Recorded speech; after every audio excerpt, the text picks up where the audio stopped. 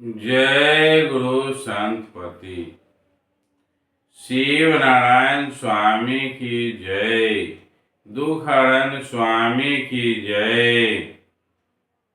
आदरणीय संत समाज, हम लोग लौ परवाना आदि गुरु संतपति शिव नारायण स्वामी द्वारा रचित ग्रंथ लौ परवाना का श्रवण कर रहे हैं। पहले भी मैंने बताया, मैं लौ परवाना आचार्य बाबा सरजू दास द्वारा प्रकाशित ग्रंथ को और साथ ही ये संत समाज प्रबंधक समिति कर्नेलगंज कानपुर से प्रकाशित पुस्तकों को साक्ष्य मानकर आप लोगों के बीच रख रहा हूँ। हालांकि दोनों में भी शाब्दिक फर्क नजर आता है। राम रविराम बाबा के लौ परवाना को भी अध्ययन किया तो उसमें शाब्दिक अशुद्धियां कुछ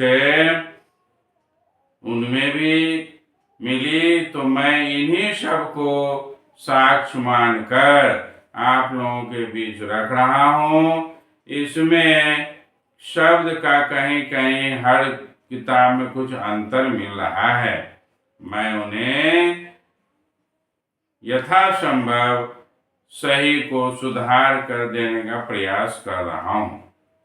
आते हैं चौपाई नंबर 16 में। जो सत्य शब्द पाए फिर वह आवे न जाए, तब सदगुरु के दरबार मन बोध किया वैसा।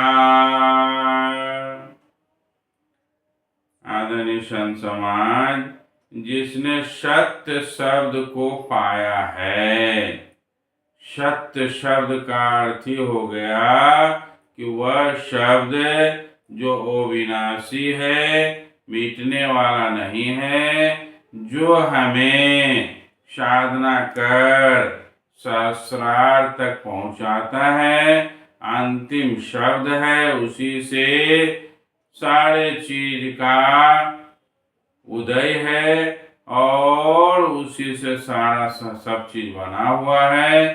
संतों के द्वारा ये दिया गया सत्य शब्द को जिसने पा लिया का यहाँ अर्थ है सुन लिया नहीं। सदगुरु ने कान में सत्य शब्द को बता दिए।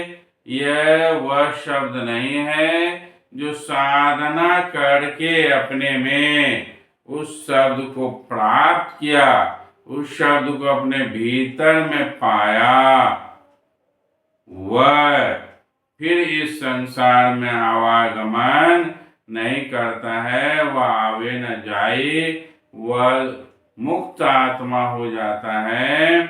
उसे फिर संसार में आना जाना नहीं पड़ता है, वह स्वतंत्र है। उसकी इच्छा वह जो करे, वह किसी के वशीभूत नहीं है।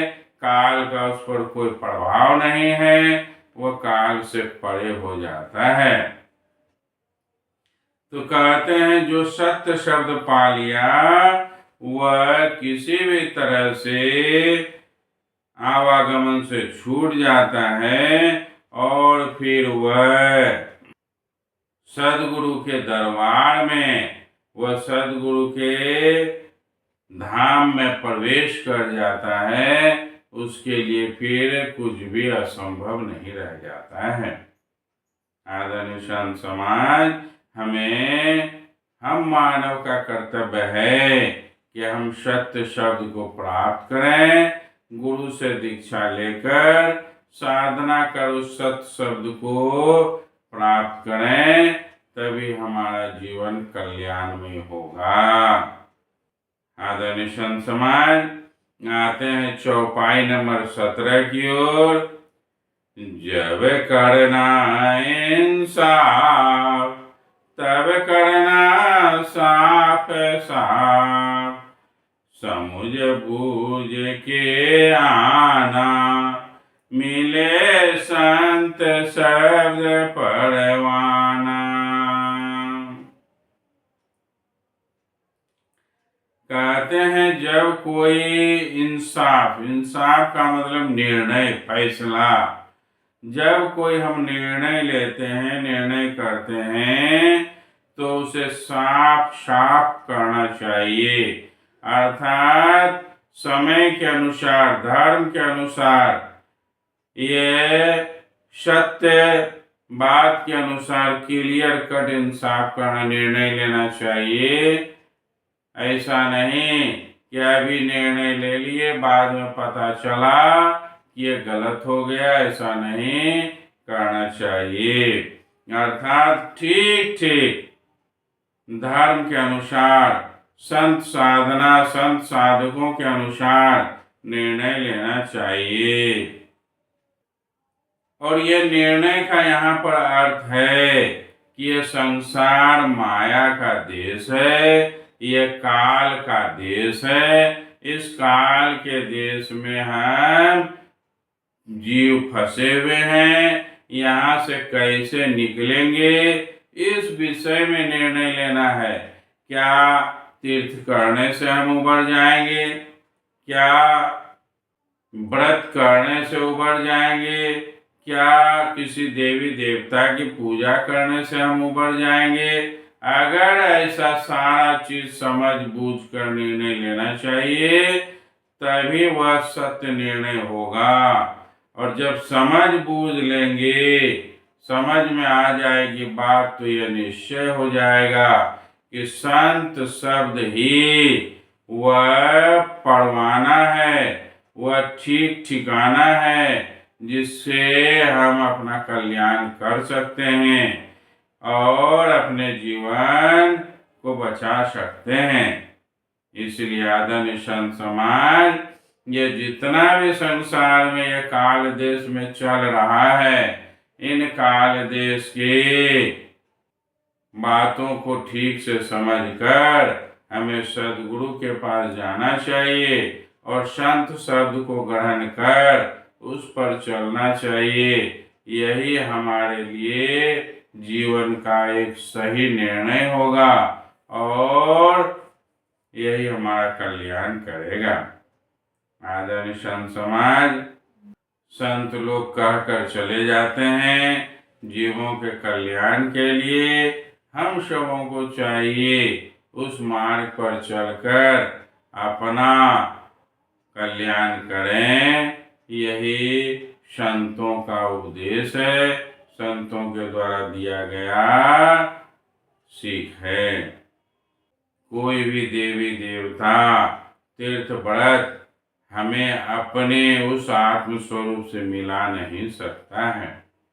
जैसा कि आप सभी जानते हैं, रामकृष्ण परमहंस काली जी के महान भक्त थे। कहा जाता है माता उनकी बातों को सुनते थे, माता उनकी बातों को सुनती थी। लेकिन जब संत तोतापुरी आए, अर्थात रामकृष्ण परमहंस के पास आए कि तुम्हें दीक्षा लेकर अपना कल्याण करना चाहिए, तो रामकृष्ण परमहंस बोले कि मैं काली का उपासक हूँ, उन्हीं से सारा चीज सीख लूंगा, जान लूंगा और उन्हीं से मोक्ष मुक्ति प्राप्त करूंगा। तब संत तोतापुरी बड़े ही विनम्र भाव से कहे कि जरा काली जी से पूछ के आए कि वह आपको मोक्ष मुक्ति दे सकती हैं।